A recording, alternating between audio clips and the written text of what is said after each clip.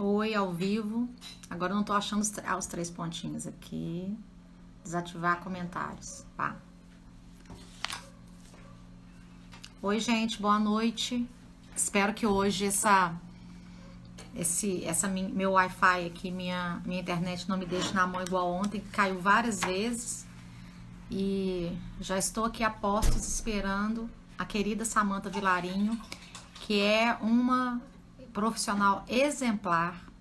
Eu falo para ela que ela tem tanta vocação para ser professora. Eu vejo tanta gente na academia, às vezes, né, é, se especializando, e às vezes não é nem pela vocação docente, pela pesquisa. E a Samantha, para mim, nasceu para isso. Mas ela é tão exigente, tão perfeccionista mesmo, porque essa palavra de um tempo para cá começou a ser muito banalizada, né? Todo mundo é perfeccionista, tudo é perfeccionismo, mas ela é mesmo. E aí ela não vem para poder fazer uma pesquisa com a gente, na pós e tal, sendo que ela tem maior vocação. É uma professora para mim assim nata.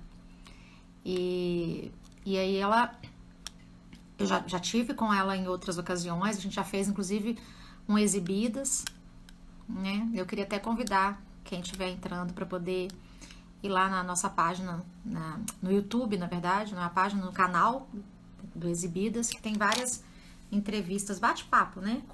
Com mulheres, e sempre sobre a profissão, a carreira, os desafios encontrados no meio profissional. Então, o canal tem esse recorte de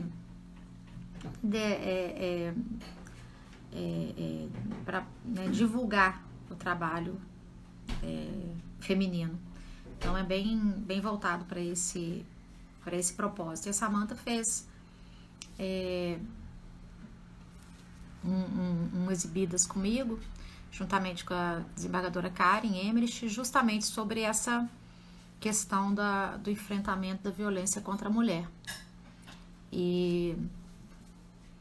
E aí ela aceitou fazer uma live, né, nesse período de quarentena que nós estamos fazendo as lives sobre temas interessantes. E a Samantha veio hoje para poder falar com a gente sobre a questão da Defensoria Pública, como a Defensoria Pública tem atuado né, nesse trabalho, nessa linha de frente. Eu tinha desativado aqui os comentários, Lucas, mas aí não vi a Samantha entrando. Tem então a Samantha aqui, o Alfredo, adicionar. Eu acho que eu tenho que desativar, Lucas, depois que a Samantha entrar, né? Ah, eu, eu pressenti que ia dar problema nós duas, articulando esse aparato aqui. Aí eu fiquei sabendo agora, 3 minutos, você estava no computador e tinha que ser no celular. Eu falei, abençoado, Lucas, porque o Lucas detectou. Nós íamos estar quebrando a cabeça, nós duas aqui até agora, e eu não teria chegado. Com certeza. Ai, Amanda, tudo bom, querida? Obrigada por você Tudo ter jóia. fazer essa live. Eu estava falando aqui que eu vivo exortando você a vir fazer doutorado, fazer mestrado, fazer doutorado, se engajar na vida acadêmica, que você é nova vocacionada para a docência, mas reluta. E eu falei que essa palavra perfeccionismo, um tempo para cá, começou a ficar muito banalizada. Todo mundo é perfeccionista, mas quando eu encontro perfeccionista, eu detecto o que é o perfeccionista. Se você é, então, assim, para com isso, vai, vamos fazer mestrado, vamos fazer doutorado, você tem que ir para a sala de aula, você tem muito que contribuir, é uma professora nata, mas reluta contra o dom, né? Então, o que eu posso fazer? Eu só posso estar aqui convidando. E que bom que você veio falar hoje, porque vai ser uma aula, show. E essa moça, quando ela pega a palavra, nem eu, que falo demais, consigo cortar e tentar falar com ela. São duas pessoas dificílimas de entrevistar que eu vi exibidas. Você e a Yara do Pinambá. A Yara também não conseguia de jeito nenhum interromper. A Yara fala demais. É outra também, que nasceu para dar aula. E uma grande artista. Aqui estão falando aqui, a Ana Júlia Braga falando que você é uma professora nata mesmo. Obrigada, querida, você ter vindo. Ontem eu comecei a conversar com a Kíria E a Kiri levantou uma série de questões que você foi comentando. Realmente está faltando um sistema integrado. Aí você falou do trabalho de vocês, inclusive no plano da formação. Agora vai ter, inclusive, um seminário organizado por você, né, da Defensoria Pública para isso. Então, a gente queria continuar essa conversa para poder apresentar para as pessoas de uma maneira assim, objetiva, palatável, e você expõe muito bem, com muita objetividade, você é muito assertiva. Qual que é o trabalho hoje da Defensoria Pública, do NUDEM, que você fala NUDEM, e que você está à frente desse trabalho já há muito tempo, quer dizer, você se especializou em direitos, né, da mulher e para poder acolher as mulheres em situação de violência, e você tem umas opiniões muito diferentes, porque, por exemplo, ontem a Kíria, ela focou muito na questão do primeiro socorro, do atendimento policial, mas você tem algumas ponderações que você colocou nas exibidas que eu achei muito interessantes. É assim, o que essa mulher quer? E para poder entender o que ela quer, para ela poder estabelecer uma relação de fidúcia comigo, confiar em mim, para poder eu conseguir tirar ela dessa situação que às vezes ela nem percebe o quão tóxica eu preciso de compreender, afinal de contas, o que ela pretende fazer, porque ela não quer largar, ela não quer botar o marido preso, ela não quer acabar com a vida dele, ela quer ter um problema com os filhos. E você tem esse olhar mais sistemático da tutela dos direitos da mulher. Então, eu queria que você falasse um pouco da sua percepção, da sua formação. Isso é uma formação, é uma experiência, né, para que as pessoas entendam que a questão a gente lançou assim, briga de marido e mulher, né, ninguém mete a colher, não é só uma questão de polícia, uma questão de prisão, de ação penal e coisa que o vale, feminicídio. Tem todo um trabalho de acolhimento que precede a isso e que não tem que passar por isso. Então, queria te ouvir um pouquinho sobre isso. Bom, primeiramente, muito obrigada pelo convite. Eu estou começando nesse mundo digital, tanto que eu estava no computador, no Instagram, para mim era a mesma coisa, eu não sabia que tinha que estar no celular, tem que ser o celular de pé ainda por cima, eu não sabia de nada disso. Mas, enfim, hoje eu vim com a camisa da campanha, a camiseta da campanha, em defesa delas, defensoras e defensores públicos, para a garantia dos direitos das mulheres. Essa é a campanha que a gente ainda está nela, é a campanha de 2019, vai até maio de 2020, que é quando é comemorado o Dia da Defensoria Pública, e então uma nova campanha tem início. Então é uma campanha da Associação Nacional das Defensoras e Defensores Públicos, e cada ano um tema é votado, né? E um tema é discutido. Então você imagina o ano inteiro todas as defensorias do Brasil lidando do mesmo tema. Então foi muito interessante esse ano de 2019, essa é a nossa campanha. Ontem vocês estavam com o lencinho, exato. E aí eu também fiquei com vontade. O meu é da coletiva, faz parte da coletiva de mulheres defensoras públicas do Brasil. A gente tem a coletiva nacional e temos também a coletiva mineira de mulheres defensoras públicas. Então, tudo sempre da nossa cor lilás, obviamente. Para falar sobre... primeiro, muito obrigada pelos elogios, não mereço nada disso. A minha tia me ligou 10 minutos antes para falar assim, eu só vou te falar uma coisa, eu vou te assistir, mas eu quero que você fale devagar. Eu falei, olha, falar devagar, eu acho que é uma coisa, eu juro que eu vou tentar, mas é muito complicado para mim. Bem, em relação à Defensoria da Mulher, eu já estou na mulher há 6 anos, um pouco mais de 6 anos, e a gente tem sim que ter esse olhar diferenciado para a mulher. Eu acho que uma palavra que resume muito o atendimento que a gente tem no NUDEM em relação à mulher é escuta. A gente tem que escutar. A gente não tem que nós dizermos para a mulher o que ela tem que saber, o que ela tem que ouvir. A gente tem que escutar e tem que ter tempo, é especialização. Não dá para olhar no relógio, não dá para saber o tempo que essa mulher vai levar para explicar aquilo que ela está precisando. Isso é um trabalho constante que eu tenho também com as nossas estagiárias, para elas terem isso. Ah, não, eu peguei agora uma mulher que o caso dela é muito difícil, é muito complexo, ela gosta de falar muito, passa para outra. Não passa para outra, você vai atender, ela está na sua vez de atendimento, você vai atender e você tem que ter esse olhar. Então é um olhar de acolhimento, é uma escuta e é um comportamento de tentar contextualizar a vida daquela mulher, né? Que ela não passou pelo que você passou, ela tem um olhar diferenciado. E nisso eu já pego o gancho para falar do nosso atendimento atualmente na pandemia. Foi muito difícil mudar.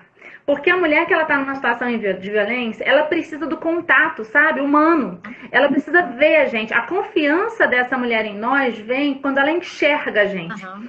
Então, quando a gente está no WhatsApp, quando a gente está numa ligação telefônica, funciona porque você pode ter uma voz, um tom de voz acolhedor.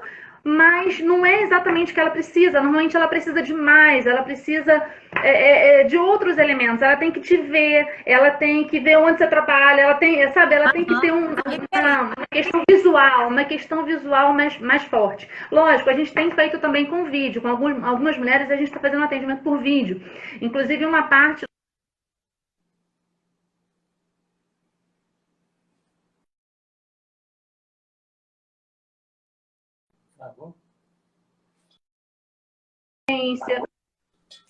caiu? Não. Para falar sobre as formas de violência, sobre os direitos dessas mulheres, as fases processuais no processo de expediente apartado de medidas protetivas de urgência, sempre no momento da fase processual de impugnação à contestação do agressor. E aí eu gosto de reunir algumas mulheres lá no NUDEM, na sala de reuniões, e eu faço uma explicação ampla sobre os direitos delas. E isso é uma coisa que eu tive que parar de fazer. Os processos estão até comigo aqui em casa, mas não tem condição de fazer isso. E aí, como eu faço? As petições estão prontas, eu devolvo sem falar com elas ou eu vou conversar com elas?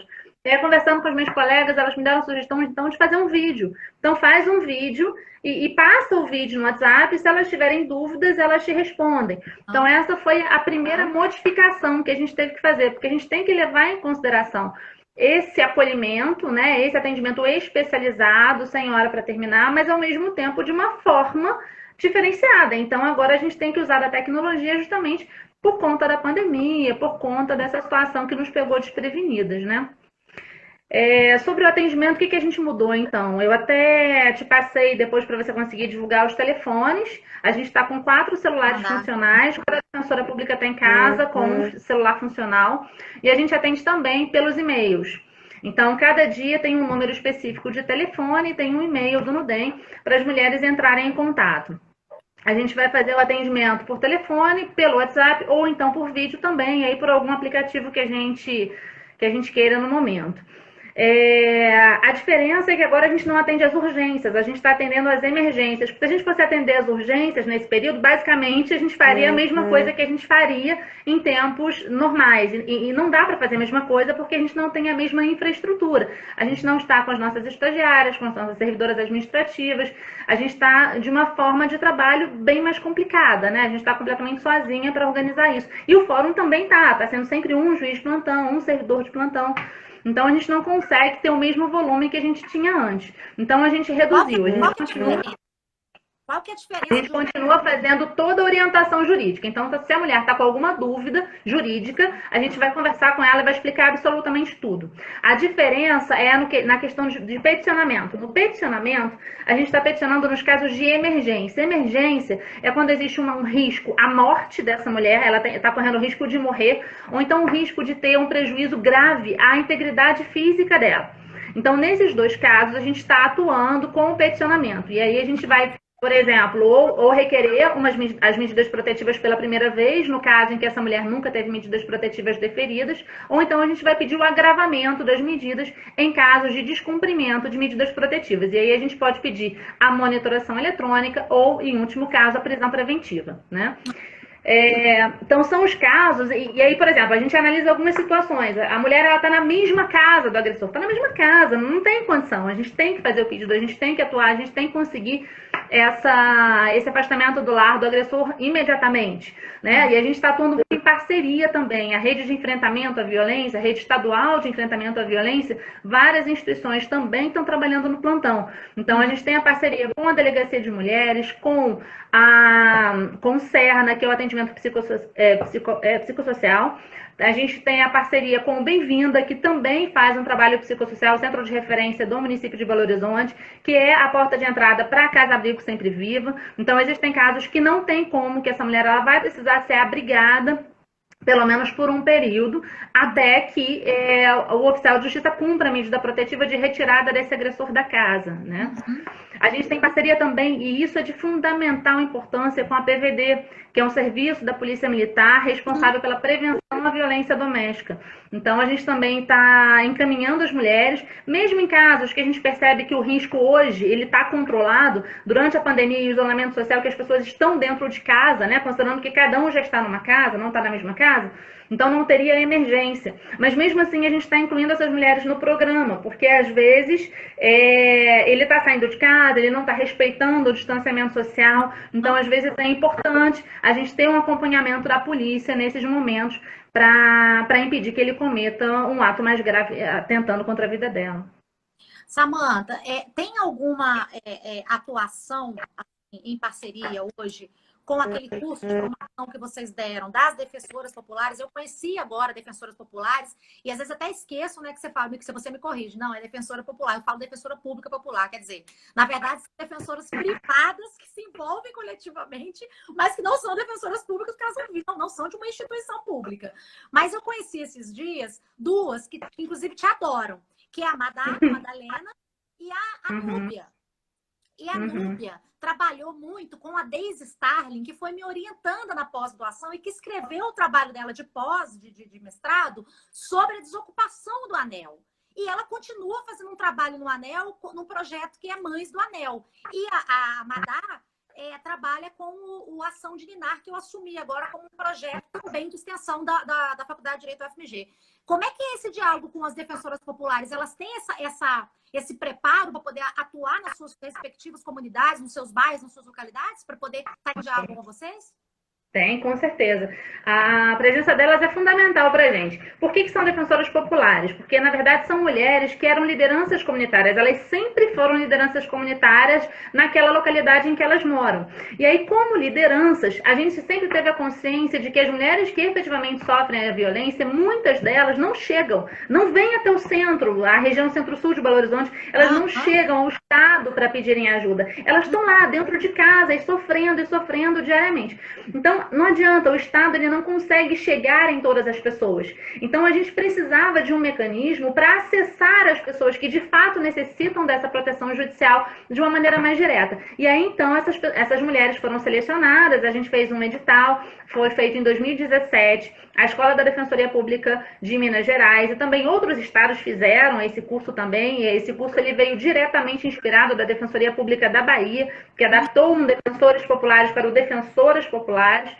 E aí nós criamos, então, no DEM e a Escola Superior da Defensoria de Minas, esse projeto. Então foi feito o edital, as lideranças comunitárias se inscreveram e a gente fez um curso de praticamente 3 meses, pouco menos, 2 meses e meio, em formação dos direitos das mulheres.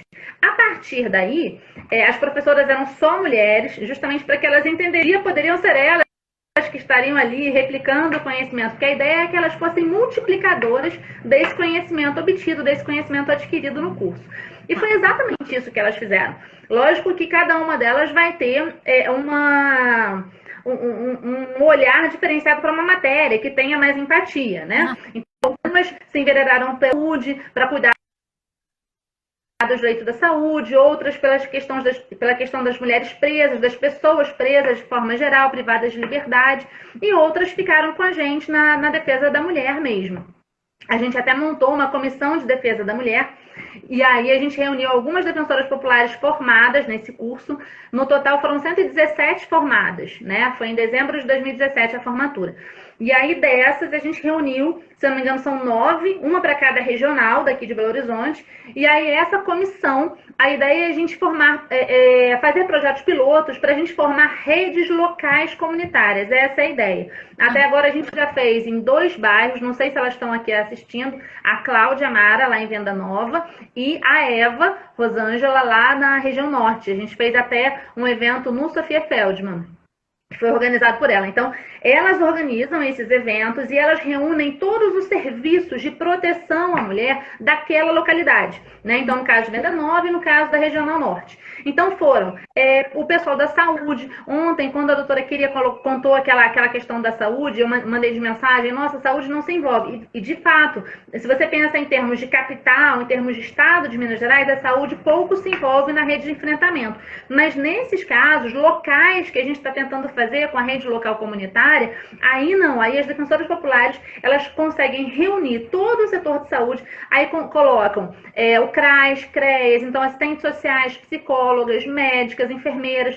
todas as pessoas que naquela localidade têm contato com a mulher, a gente tentou fazer mini formações em direitos das mulheres. Então foram 2 ocasiões, né? A gente falou sobre a Lei Maria da Penha, sobre o ciclo da violência doméstica, sobre as formas de violência, o que deve ser feito quando essas pessoas que atenderam uma mulher, que elas suspeitam que está vivendo uma situação de violência, o que elas devem fazer, mas não sob o ponto de vista criminal, né? Então, essa questão, quando a gente resume a violência ao crime, a gente está diminuindo muito o que é a violência doméstica contra a mulher, né? Ela é um fenômeno muito maior do que a parte criminal. O crime é uma das consequências da violência, porque a violência também pode ser considerada um crime. Mas muito mais do que isso, quando a mulher ela sofre a violência, o que ela quer de verdade é que os direitos fundamentais dela nunca mais venham a ser violados no futuro. O que ela quer de verdade é ter preservada a vida dela, a integridade física, psicológica, sexual, patrimonial e moral. Ela quer se preservar, né? Ela não quer sofrer novas violências. Então,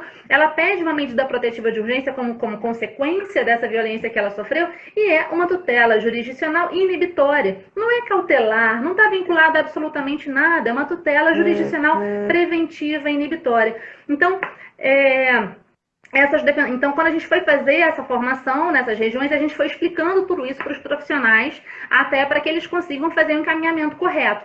Aí a nossa ideia é formar um grupo, isso eu ainda não consegui finalizar, mas é formar um grupo, seja de e-mails. Eu tentei no início fazer com e-mails, não funcionou muito, depois eu pensei num grupo de WhatsApp, para que esses profissionais que estão na ponta desses bairros entrem em contato com a gente, para cada dúvida que eles tenham, de forma rápida mesmo, olha, eu estou atendendo aqui, não sei o que fazer, apareceu isso, e a gente já faz essa orientação. E a gente é a mesma coisa, olha, soube de uma mulher que está com muita dificuldade, ela está sofrendo violência, mas ela não está pronta para trazer isso, ela veio até aqui hoje para uma orientação, mas ela não quer uma proteção, ela não está pronta para sair do ciclo de violência. Então, por favor, você pode acompanhar, né? E aí o PSF vai à casa dela, a gente consegue esse tipo de contato, né, de trocas, para que a gente consiga sempre proteger essa mulher e fazer com que ela venha o menos possível ao Centro-Sul. Às vezes ela não precisa, ela consegue resolver as demandas dela lá no bairro em que ela está. Só que é preciso que as pessoas tenham capacitação para isso.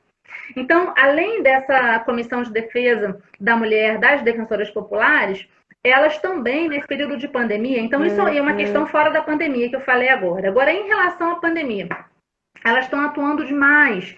Então, uma delas, a Nubia, inclusive, e uma outra também, lá do Morro das Pedras, elas entraram em contato comigo, elas estão querendo folhetos para distribuir. Então, olha só, lá no Morro das Pedras, uma defensora popular está montando kit para entregar para as pessoas. Ela vai distribuir no sábado. Então, no kit vai ter máscara, vai ter álcool gel, vai ter sabonete, e ela quer colocar um folheto de violência doméstica. Ela quer colocar um folheto também, né?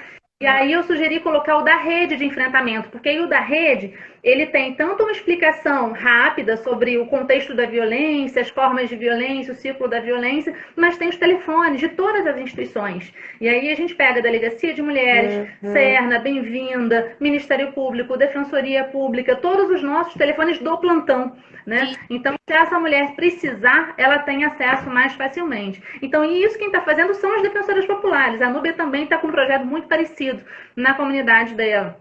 Então, eu lembro que quando vocês soltaram o edital, era um número de vagas, tipo assim, 30. E, de repente, virou 200 vagas. Então, houve muita procura. Vocês tiveram que se cobrar, eu lembro de você adaptando sala, horário e tal. E a coisa funcionou, porque, afinal de contas, essas pessoas, o bacana é que elas continuam engajadas e que estabelecem um vínculo institucional com a Defensoria Pública que capilarize a Defensoria Pública. Ou seja, você está conseguindo fazer um sistema reticular, né, aqui um sistema de rede, que no Estado não existe. Isso é muito bacana. Tem uma coisa que você fala que eu acho muito interessante, que esses dias eu até mandei uma mensagem para você, porque uma mulher, num grupo do qual eu faço parte, postou lá que estava acontecendo isso, e ela estava compartilhando com a gente, meio que desabafando e falando assim, mas a vida é assim mesmo. Você virou e falou assim, Maria, essa mulher precisa de ajuda urgente. Ela está numa situação e ela não tem essa consciência. Então, eu lembro que eu te coloquei essa questão tem pouco tempo e ela não parecia que estava realmente procurando ajuda. Ela só queria desabafar e falar assim, a vida é assim, eu tô cansada. E você coloca isso, né? Que a mulher, ela às vezes se sente cuidada, querida, amada, protegida. E quando ela vê, ela está envolvida num caos do qual ela não consegue mais sair. E você trata disso em termos de ciclo de violência, que começa de uma maneira sutil, pelo que eu já conversei com você, já te ouvi, e quando a pessoa se dá conta, ela já está totalmente refém daquilo. Como é que você percebe? Como é que você tem essa sensibilidade de perceber, de saber que a pessoa está sendo violentada, ainda que ela não enxergue ou não queira enxergar que está sendo violentada? Primeiro a gente tem que saber quem somos nós, em que papel que a gente se coloca, né? Então imagina que eu tenho uma amiga que eu tenha visto que ela mudou radicalmente o comportamento dela. Ela saía comigo sempre, conversava comigo uma vez por semana, era muito falava muito bem, falava muito o tempo todo e tudo mais, tinha vida no olhar e de repente aquilo muda. Ela começa a namorar, ela mal apresenta o namorado para as meninas, para as amigas, e ela vai se isolando. O primeiro sintoma é esse, o isolamento. Essa mulher, ela começa a ficar cada vez mais sozinha. Por quê? Quando começa o relacionamento, lógico que nenhuma mulher vai se envolver com um agressor de imediato. Ela não vai achar ele bonito, não vai achar ele atraente, nada disso. Não vai abrir os olhos dela, né? Ela vai encontrar o príncipe encantado. E o príncipe encantado foi aquilo que a doutora Queria falou ontem, porque a gente foi criada acreditando em príncipe encantado. A gente foi criada para ser a donzela que vai ser resgatada um dia pelo príncipe. É isso, a nossa criação machista foi essa. Então, desde a infância é assim. Então, as princesas da Disney e tudo mais, sempre uma princesa que vai ser resgatada. E isso está no nosso subconsciente. Então, quando você conhece um homem, que ele é encantador, ele faz tudo para te agradar, e aquilo, pronto, já se apaixonou, já se envolveu. Só que quando ele é um homem violento, sobretudo nessa acepção da violência psicológica, que normalmente é a primeira violência que vai aparecer no quesito violência doméstica, ele começa a envolver essa mulher e colocar ela numa teia, né? Porque ele é extremamente controlador. Então, o controle, ele é primordial, tem que ser tudo do jeito dele. Muitas vezes, esse controle, ele é fundamentado, subsidiado num ciúme. Então, às vezes, é um ciúme excessivo que ele sente dela, e ele coloca sempre a culpa nos outros, né? Ele não confia nos outros, ele confia nela, mas nos outros de jeito nenhum. E aí ele começa a exercer o controle. Então, para uma amiga, né, voltando à questão, quem que tá olhando essa mulher? É uma amiga? Como foi mais ou menos o caso que você me colocou, de uma pessoa conhecida. A amiga, ela vai ter condição de perceber isso. Nossa, mas a minha amiga mudou. A gente fazia tais coisas e não tá fazendo mais. É um familiar, às vezes é a mãe que percebe isso. Nossa, minha filha vinha aqui em casa todo final de semana, agora ela não tá vindo mais. O que será que mudou? Então, normalmente é isso. Então, ele começa a exercer o controle sobre a vida dela e ele isola ela do mundo, porque faz com que ele consiga controlá-la melhor. Porque se tiver outras pessoas ajudando ela e fazendo ela pensar sobre o relacionamento que ela tá vivendo, o relacionamento abusivo, obviamente que ele não vai conseguir um intento tão bem. Então começa de uma forma bem sutil. E essa mulher, ela demora muito para perceber, né? Na grande maioria das vezes, ela acha, foi aquilo que eu já falei, ela acha que é um cuidado, ela acha que não, ele vai me buscar na faculdade porque ele tem medo que eu volte sozinha, então é um cuidado, olha que gracinha e tal. Não é porque ele não quer que eu volte sozinha, ele não quer que o meu amigo, que ele sente ciúme, me acompanha, não é isso, é porque ele quer me proteger e eu preciso de proteção, né?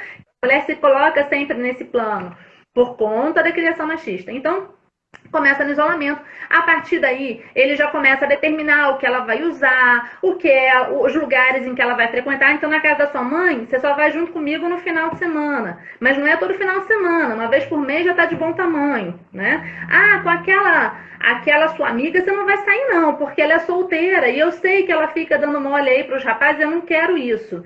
Aquele amigo, ele está em cima... Aquele amigo, que isso? Ele não é seu amigo, não. Você que acha que ele é seu amigo, ele dá em cima de você. Ele quer estar no meu lugar. É isso que ele quer. Não, mas não tem nada a ver. A gente nunca teve nada. Ah, mas não tem pra você, pra ele tem. Então com ele você não pode sair mais.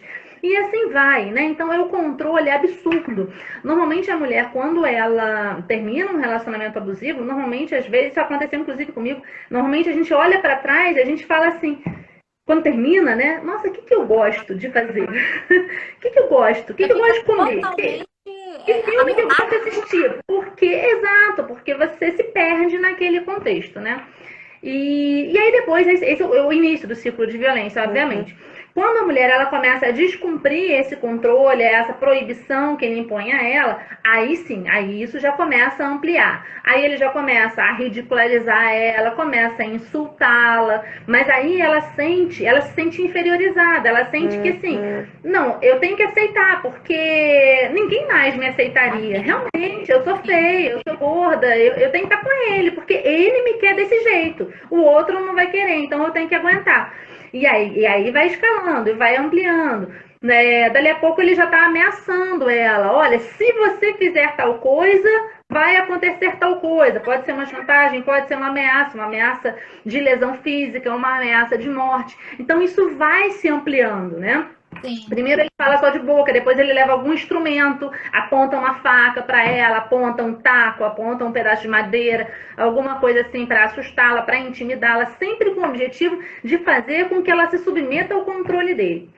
Caso ainda assim ela descumpra, né, essa ordem que ele emana para ela, aí começa a violência física, normalmente. Pode começar a sexual, pode começar a violência física, que é quando ela começa a não aceitar mais aquilo que ele está mandando que ela faça. E vem uma culpa gigantesca em cima dela também, porque no fundo, quando ela combina com ele que ela vai fazer aquilo que ele queria que ela fizesse, porque ela acha que ela queria aquilo também, né? Porque ele faz de uma maneira ateia, criada, de uma forma como ela vê que é a vontade dela também. Realmente, visitar a mamãe uma vez por mês está ótimo. Ah, antes eu ia todo dia. Não, não precisa, desnecessário todo dia. Então, ela própria começa a acreditar que ela pensava daquele jeito. Então, quando ela descumpre aquilo que ela combinou com ele, ela se sente culpada. E quando ele bate nela porque ela descumpriu, em última análise, ela mereceu. Né? Então a gente vê muito isso em audiência, né? Tem muitos casos nesse sentido, né? Em que o homem ele acha que ele é propriedade dela. Mas você bateu, aqui tá dizendo que você bateu na fulana. Não, mas a fulana é minha mulher. Tipo, a fulana eu posso bater, porque a fulana é minha mulher. Tem duas questões que você coloca que me chamou muita atenção, que está lá no Exibidas, que é o seguinte. Primeiro, o réu chegou para você e falou assim, não, mas eu não bati nela, eu só xinguei ela na frente do trabalho. Então, é uma questão que você coloca, eu acho interessante, que o agressor não tem consciência de que aquilo que ele está fazendo é agressão e que vocês têm que trabalhar também, né, com essa pessoa que não tem ideia de qual que é o limite que ele pode ter sobre a vida dela. Ele não tem essa noção de limite. Essa é uma questão que você coloca que eu acho assim, muito interessante. E uma outra que eu achei assim, que me chamou muita atenção, é aquele agressor que proíbe a mulher de trabalhar, ela passa a vida toda à disposição dele, e você já obteve na justiça compensação financeira para ela, porque ela não tem condição mais de voltar para o mercado de trabalho, ela está totalmente assim, desatualizada, engessada, e é uma forma de tutela que a mulher pode alcançar. Eu nunca tinha pensado nessa perspectiva, eu nunca tinha ouvido isso. Eu acho muito bacana essas duas colocações que você faz, de trabalhar a percepção que é agressão contra a mulher, porque eles não percebem. Então, pode ser que o sujeito possa ser educado também. Vocês trabalham nas duas frentes, trabalham também com o agressor, com o marido, enfim. Até porque ela não quer largar o marido, ela queria que ele mudasse. E aí você fala da questão dela ficar sonhando que ele vai mudar e não vai mudar, efetivamente. E essa questão da mulher que está fora do mercado de trabalho e que precisa do amparo financeiro, justamente porque ela foi agredida na sua capacidade profissional, na sua inserção mercadológica, etc. Como é que são essas duas frentes, assim? Bom, vamos por partes. Primeiro, em relação às violências, quando você falou da questão da violência moral, eu só xinguei ele, eu só xinguei ela. Normalmente a moral ela é a última que acontece. Ou ela acontece no final do relacionamento abusivo, do relacionamento de violência, ou logo depois, quando termina. Quando ela efetivamente fala, vou terminar, acabou o relacionamento, eu não aguento mais, cheguei no limite do que eu conseguiria suportar, e aí então ele começa a insultá-la diante de outras pessoas, porque aí ele pensa pensa assim, já que não é minha, não vai ser de mais ninguém. Então ele vai ter que acabar com a moral dela, com a honra dela naquela comunidade. Às vezes isso acontece nas redes sociais também, né? Tem a pornografia de vingança em que ele divulga atos, fotos íntimas dela, né? Sem autorização, obviamente. Então isso normalmente vem depois. A questão dos dois lados da violência, eu tenho muito esse olhar, porque eu fui defensora do réu, fui defensora criminal por 6 anos. Eu tenho 12 anos como defensora pública, 6 anos foi na defesa criminal e 6 anos na defesa da mulher. Então, eu acho que é por isso que eu tenho tanta dificuldade de interpretar a violência da mulher sob o aspecto exclusivo criminal, né? Até porque eu entendo que a prisão não vai resolver absolutamente nada, né? Ela não resolve no crime e não vai resolver na violência doméstica também. Então, eu entendo, eu já atendi muitos agressores, fiz muitas defesas criminais em violência doméstica, eu consigo compreender essas duas verdades. Agora, o que acontece é que a violência ela vai continuar acontecendo se a gente não tiver um olhar para ambos. Tanto para a mulher que se coloca na posição de vítima, quanto para o homem que se coloca numa postura de agressor. Por quê? Se a mulher não é vítima, se ela entende, se ela compreende o que ela está vivendo, se ela tira aquela máscara, né, que protege ela, enfim, que é cega, se ela tira aquilo, ela compreende o que ela está vivendo, ela não é vítima. Se ela não é vítima, ela não sofre mais a violência, porque a violência não atinge mais ela.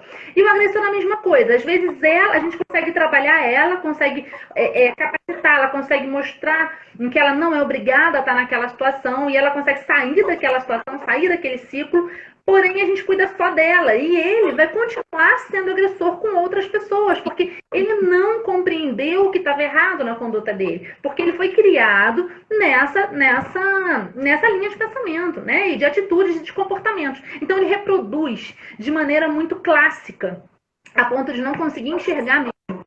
E aqui em Belo Horizonte é uma crítica que eu faço, né? A minha instituição, infelizmente, já há muito tempo eu tento, mas até hoje a gente não conseguiu, não tem defensoria pública para os homens agressores em Belo Horizonte, né? Realmente a gente tem poucos defensores e defensoras na carreira. No interior a gente tem, mas em Belo Horizonte a gente não tem. Então a gente só tem o lado da mulher. Isso é muito ruim, porque quando você depende de advogados dativos, que são nomeados pelo juiz, eles vão atuar dentro do processo. Mas eles não vão atuar fora do processo, né? Eles não vão conversar, não vão explicar, fazer palestra, não vão, porque eles estão vinculados àquele processo para o qual eles foram nomeados. Então é muito diferente de uma instituição responsável por garantir a assistência jurídica a todas as pessoas que precisam, né? Então isso é uma crítica que eu faço realmente, enfim, faço uma meia-culpa, né, da minha instituição. Atendem o casal? Você, por exemplo, quando você acolhe, você conversa com o agressor? Não. Nunca. O homem não entra no NUDEM. Inclusive, a gente tem uma regra de que para subir qualquer homem para o 5º andar, ele tem que ser anunciado antes para as nossas servidoras e uma de nós defensoras tem que autorizar a subida dele. Porque isso pode constranger demais as mulheres, né? Então, a gente toma muito cuidado, muita precaução mesmo, para que os agressores não cheguem perto, né? Então, isso é uma regra de ouro pra gente. A gente atende as mulheres. Seria necessário que um outro setor da Defensoria Pública atendesse os homens, né? Um setor responsável pela defesa criminal mesmo. Seria muito importante. Hoje, o que a gente tem em Belo Horizonte para os homens não está na Defensoria, são os grupos, né? São os grupos reflexivos que tem agora, inclusive, teve uma modificação recente na Lei Maria da Penha, agora desse mês mesmo, em que agora, o que já era feito na prática como medida protetiva, que era a inclusão desses homens em grupos reflexivos, agora está na lei. Então, agora é um tipo específico de medida protetiva de urgência. E aqui em Belo Horizonte quem faz...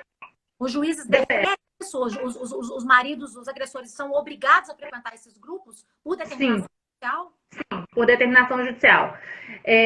Normalmente isso é feito bem no início, né? Quando a mulher já pede as medidas protetivas, uma das medidas protetivas deferidas é o encaminhamento para o grupo reflexivo. Isso já acontece, né? E aí esses grupos são 2. A gente tem da Polícia Civil, que é o projeto Dialogar, e nós temos o Instituto Alban, que ele atende também homens e faz esse trabalho. Então, são projetos muito interessantes. No Instituto Alban, se não me engano, são 3 encontros para esses homens compreenderem o cenário de violência e tudo mais e poderem modificar a atitude deles perante o mundo e perante as mulheres. Sim. No que diz respeito à questão financeira da mulher, existem duas situações, né? Que a gente vê muito em relação à violência. Ou a mulher, ela sustenta a casa completamente. O cara não trabalha, o cara depende dela completamente. Ele fica em casa, ele fica na rua e não trabalha, e ela que segura a casa. E aí a violência vem porque ele quer pegar o salário dela, né? Porque ele é o homem, ele é o chefe da casa.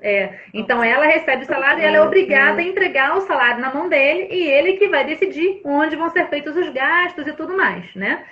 E na grande maioria das vezes esse homem não está nem pensando em trabalhar. Seja porque existe alguma dependência alcoólica ou de drogas, seja porque realmente não é vontade dele trabalhar e ele acha que funciona dessa forma. Então existe uma forma de violência que seria uma violência patrimonial, em que ele realmente tira o dinheiro dela, né?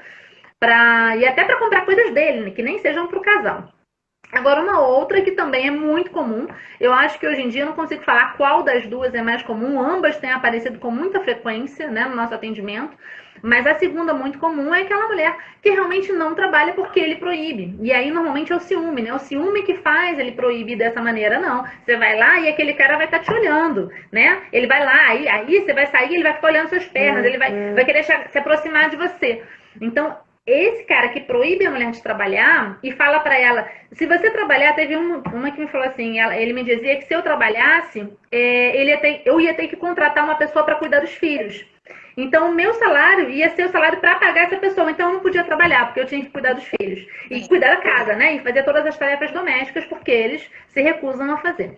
Então, nesses casos, você se depara com uma mulher que ou nunca estudou, porque existem mulheres que começam esse relacionamento muito novinhas, já tem de mulheres que começaram relacionamentos com 14, 15, 16 anos, e aí passaram 10 anos com ele, sofrendo violência, até terem coragem, né, de tomar uma atitude e pedir uma modificação disso. E essas realmente nunca estudaram, não têm uma profissão definida. E outras que sim tinham uma profissão definida, mas precisaram sair do mercado de trabalho porque ele proibia. E aí, nesses casos, existe essa tese, são os alimentos compensatórios. É uma tese criada pela Maria Berenice Dias, que foi desembargadora no Rio Grande do Sul, ela é muito famosa, excelente, hoje ela é advogada, e ela criou essa tese, eu não sei se tem mais autores que defendem, até onde eu sei apenas ela, e a gente coloca isso nas nossas petições, né? A gente descreve o cenário de violência na ação de família, na ação do divórcio, do reconhecimento de solução de não estável, com guarda, visitas, alimentos, enfim. E na hora de descrever, a gente, além de pedir o alimento para os filhos, crianças e adolescentes, além disso, a gente pede também alimentos para a mulher com esse fundamento, que é o fundamento dos alimentos compensatórios. É para compensar a violência que ela sofreu. E aí, no final, dependendo da situação, às vezes eu coloco, quando por exemplo, ela foi afastada do mercado de trabalho, às vezes eu coloco um prazo para esses alimentos serem pagos, né? Então, um prazo de 1 ano até ela fazer um curso de atualização. Teve uma que ela estava terminando um curso para técnica de enfermagem, mas ela precisou parar o curso também, porque... E aí ele que pagava, nesse caso, ele pagava o curso de técnica de enfermagem dela, e aí como ele não queria mais que ela fizesse, porque aí quando ela terminasse, ele deixou ela fazer quase até o final. Mas aí quando faltava, 6 meses para ela terminar, ele falou, não, agora eu não pago mais, agora você se vira para você terminar, porque ele sabia que se ela terminasse, ela ia trabalhar. Então, enquanto ela está só estudando, ele deixava. Mas para começar a trabalhar, ele já não queria. E aí ela não tinha dinheiro para continuar o curso. Então, ali eu coloquei, então, alimentos por esse período de duração do curso, até ela conseguir ser empregada. E aí sim, então, termina. Porque é uma questão realmente vinculada àquela violência que ela sofreu. Agora, eu não sei te dizer como é que está isso nos tribunais, porque como a gente não acompanha as ações de família, a gente só distribui as iniciais, então eu não sei se esses pedidos têm sido deferidos ou não. Confesso que preciso fazer uma pesquisa. Vocês, Samanta, pelo que eu estou vendo no Nudem, depois eu queria até deixar o endereço, que o Nudem funciona no prédio da Defensoria Pública, que não era ali, era na Praça 7. Não era. Isso aí, a gente mudou. No prédio da Defensoria Pública, no quinto andar. Isso.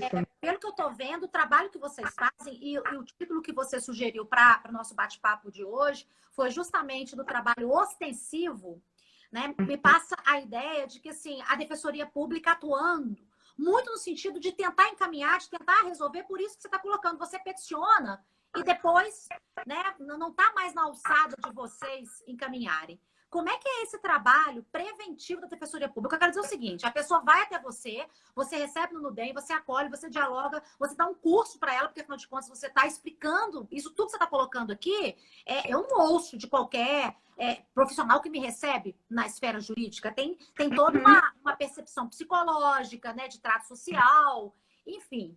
E aí, vocês conseguem resolver a questão, né? E vocês têm um número, assim, satisfatório de solução, independentemente de ir para a mesa do juiz? Quer dizer, tem esse trabalho ostensivo e preventivo quanto a não ir ao judiciário. A Defensoria Pública se preocupa em ofertar esse serviço, sim, nessa modalidade, nesse formato. Sim.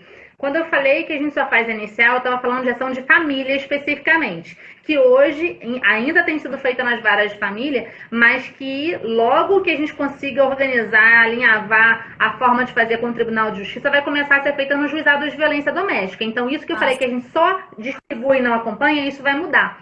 Porque a Lei Maria da Penha ela traz a competência híbrida, de forma que todas as matérias relacionadas aos direitos das mulheres devam ser analisadas e julgadas perante o mesmo órgão judicial. E no caso, o juizado de violência doméstica, aqui na capital, existem 4 juizados. Então, a lei fala que a competência ela é civil, ampla e criminal. Sempre falou, desde lá de 2006, quando nasceu a Lei Maria da Penha.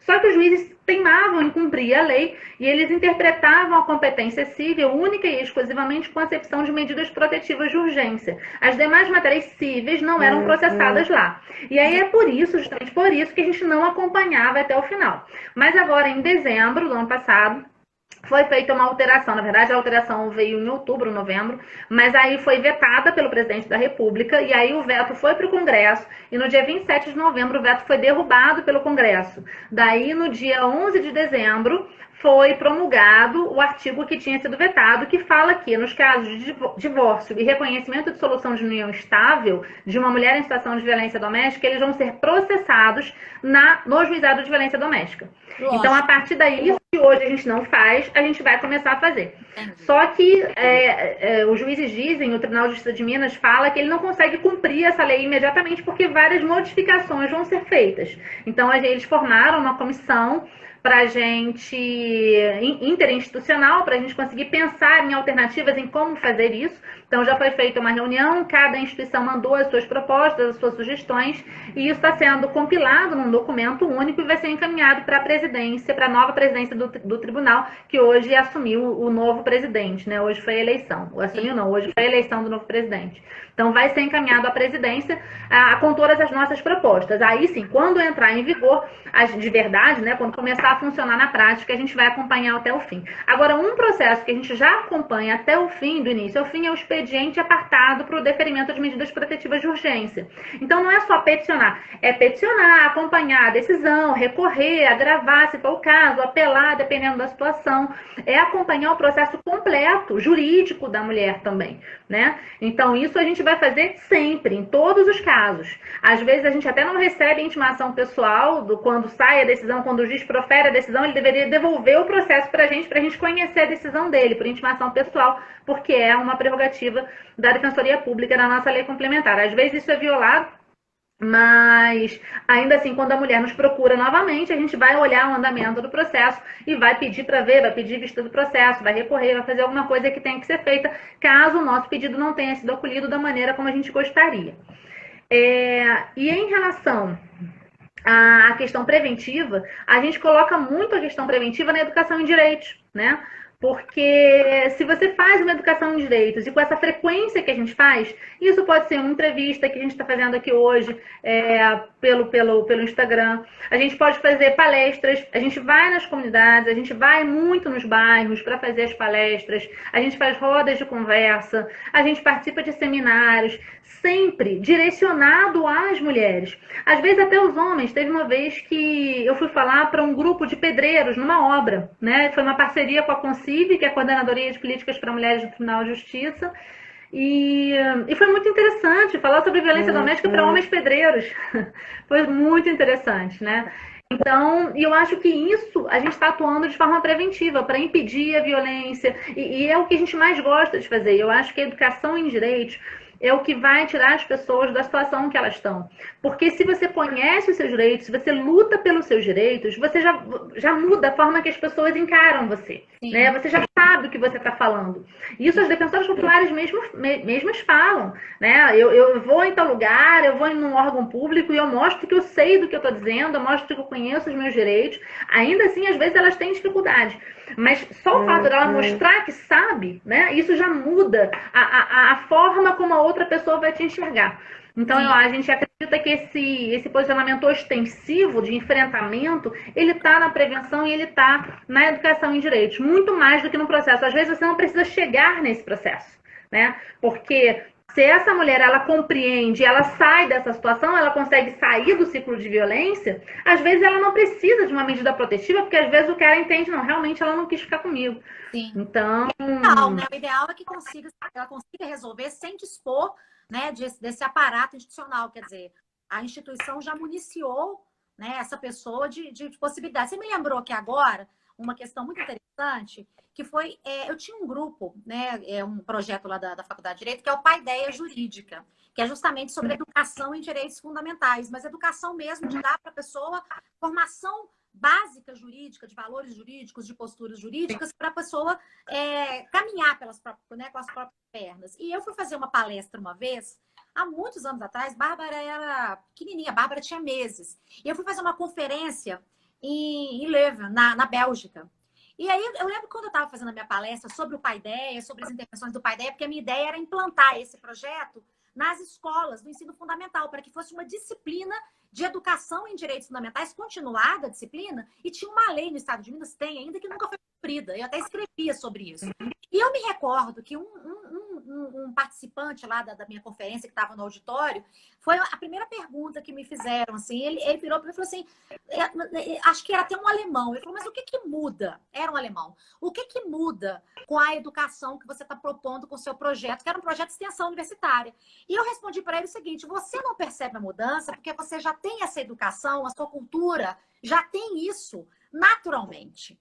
E o que eu posso te dizer que no Brasil o que mudaria é a postura das pessoas. Isso que você está falando, porque você ser refém da ignorância é a pior coisa que tem. Você chegar num lugar, tentar reivindicar algo que você não sabe como, nem a quem, né? E nem por quê, e nem de que forma, a pessoa faz o que quer com você. Então a ignorância, eu acho que ela só dissemina essas práticas de violência. E eu quero deixar aqui um convite, Samantha, que é sério.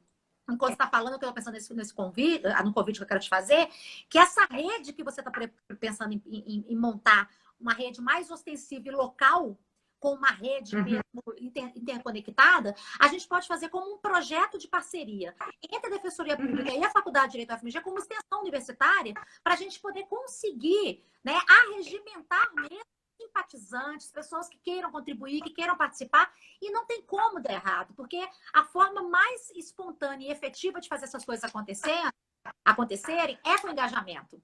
É com você, as pessoas acreditarem no projeto. E aí eu tenho uma pergunta para você. Eu nem sei quanto tempo a gente está aqui, porque Samantha, eu fui conversando com ela 2 horas, o tempo não passa, porque eu adoro ouvir ela falar. Eu aprendo demais, então não estou nem vendo ela passar. Eu queria te fazer uma pergunta. 5 para as 9. Nós já eu tenho 1 hora que a gente está aqui. E eu tenho certeza que ninguém está. Porque você é uma defensora muito jovem, né? Muito experiente. 12 anos não são 12 meses, né? Você tem aí uma experiência já de mais de década.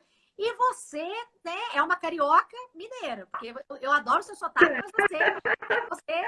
mas você adotou Minas Gerais e é uma mineira de coração.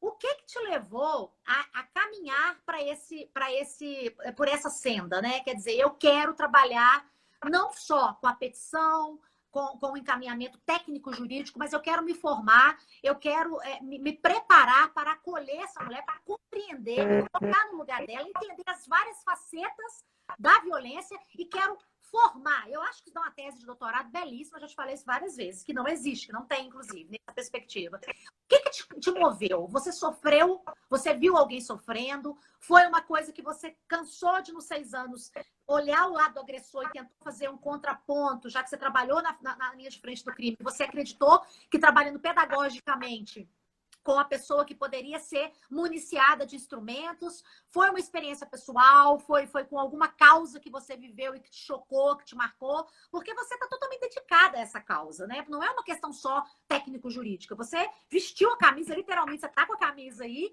E é um projeto pedagógico. Eu sei que é um projeto pedagógico porque eu estava no início, na fundação do projeto lá na escola. A Escola da Defensoria Pública ela foi praticamente inaugurada com esse projeto das defensoras populares, e eu estive no encerramento no dia que vocês certificaram aquele auditório lotado, que eu assustei, que eu achei que era pessoas, tinha 200 pessoas lá. Então, assim, é um projeto de vida, é um projeto profissional a longo prazo que não se esgota na sua mesa da Defensoria Pública e nem nos limites lá do fórum. É um projeto mesmo de formação de consciência. O que te move, o que te inspirou, né? E o que você teria para dizer sobre isso, para que as pessoas assim possam compreender o quão é importante essa tarefa para poder vir somar essa rede que você fala e que eu acho que é mais do que necessário, é urgente. Uhum. Bom, eu acho que para mim é a Defensoria Pública. Eu, com 20 anos, eu estava na faculdade, lá na UERJ, eu falava que eu ia ser defensora pública e ponto final. Assim, eu estava fazendo estágio no escritório e eu vi que aquilo não funcionou para mim, era uma causa que o cliente te paga, e aí você tem que defender o que o cliente quer, sendo moral, imoral, não importa, é o que você está sendo pago para isso, e aquilo me fez muito mal. E o advogado fez uma brincadeira comigo. Se você continuar assim, você vai acabar na Defensoria Pública, né? E aí ele me explicou o que era isso. Eu falei, pronto, é isso que eu quero. Parecia aquela lâmpadazinha de desenho animado, sabe? É isso, pronto, iluminou a minha mente. E aí eu comecei a fazer outros estágios para ter certeza.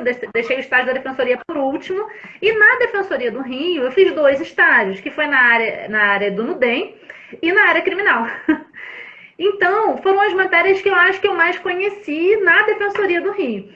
E a partir daí eu coloquei na minha cabeça que eu ia ser defensora e ponto final. E comecei a fazer prova em todos os estados do Brasil. Então, fiz prova no Amazonas, no Maranhão, no Distrito Federal, no Rio Grande do Sul, Rio, São Paulo e Minas. E eu só queria defensoria, porque era um sonho encantado para mim. Para mim, a defensoria ela não é uma profissão, ela é uma vocação.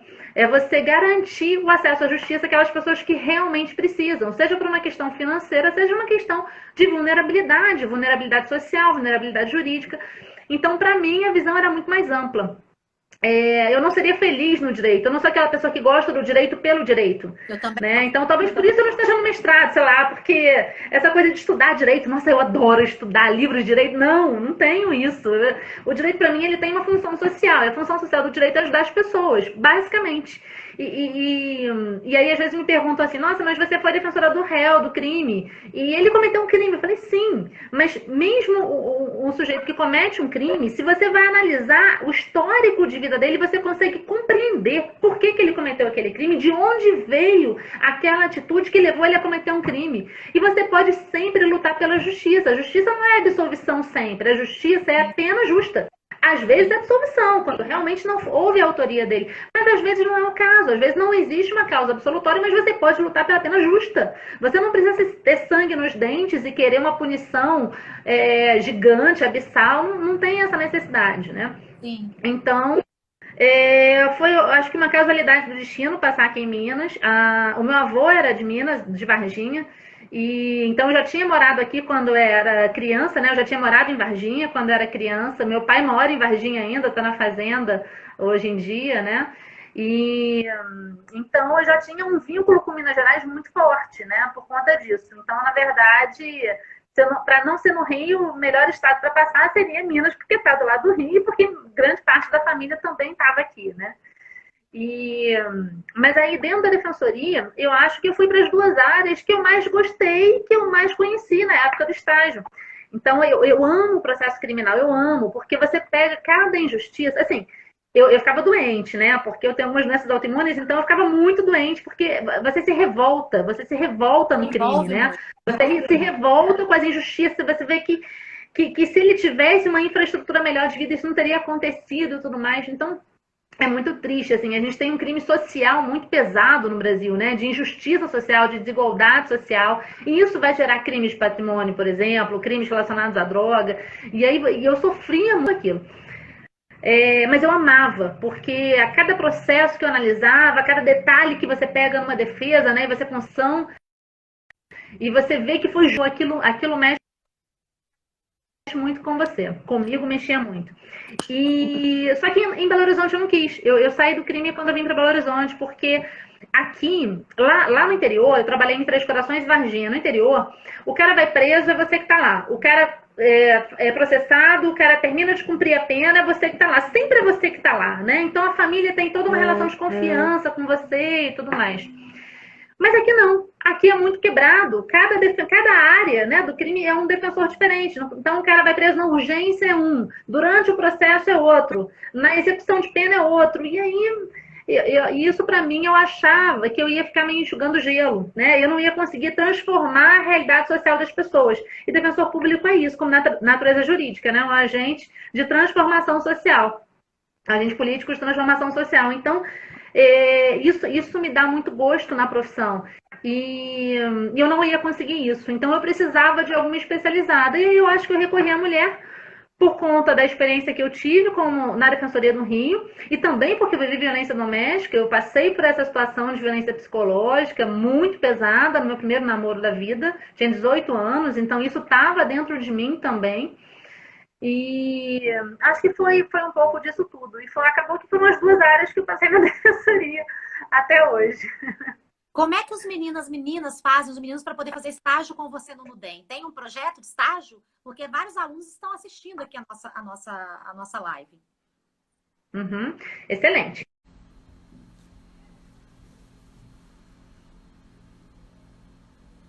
Porque é só no máximo 1 hora? Eu acho que sim. Gente, eu não sabia que o Instagram é só 1 hora, não. Eu preciso da informação da Samantha aqui, preciso me despedir dela e agradecê-la, porque agora que ela vai me falar aqui.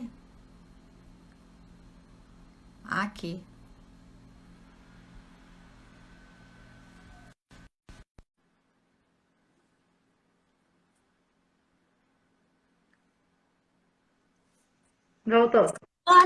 Se você não me der esse caminho, o vídeo acabou, porque eu não sabia que era o máximo 1 hora, não. Mas tem um monte de gente perguntando aqui como é que faz para poder trabalhar com você no Nudem. Você não quer?